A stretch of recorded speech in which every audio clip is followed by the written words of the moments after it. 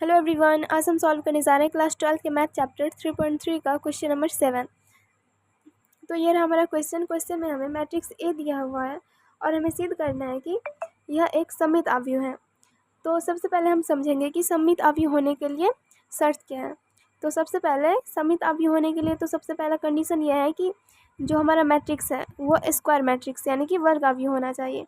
और दूसरा कंडीशन यह है कि वो अपने मतलब जैसे कि ये मैट्रिक्स ए है तो ये अपने ट्रांसपोज के इक्वल होना चाहिए, यानी कि ए का ट्रांसपोज इक्वल होना चाहिए किसके, ए के। अगर इस कंडीशन को सेटिस्फाइड करते हैं तो हम बोलेंगे मतलब कह सकते हैं कि यह सममित अवयव है। तो चलिए इसे सॉल्व करते हैं। तो सबसे पहले हमें मैट्रिक्स क्या दिया हुआ है, यहाँ पे 1 -1 5, यहाँ से -1 2 1 और ये 5 1 3। हमें चेक करना है कि इसका ट्रांसपोज इसके इक्वल आता है या नहीं। तो सबसे पहले हम इसका ट्रांसपोज निकालेंगे। तो सबसे पहले हम इस रो को कॉलम में चेंज करेंगे। तो ये आ जाएगा हमारा 1 -1 5, यहाँ से -1 2 और ये 1 और यहाँ से ये 5 1 एंड 3।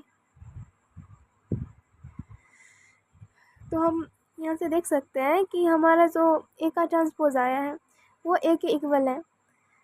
हमारा मैट्रिक्स ए और इसका ट्रांसपोज दोनों सेम है, दोनों इक्वल है। तो हम यहाँ से लिख सकते हैं ना कि ए का ट्रांसपोज इक्वल है ए के, यानी कि ये इस कंडीशन को सेटिस्फाइड कर रहा है, मतलब यह एक सममित अवयव है।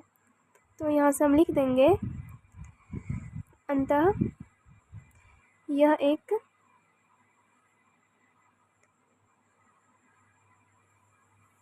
सममित अवयव है।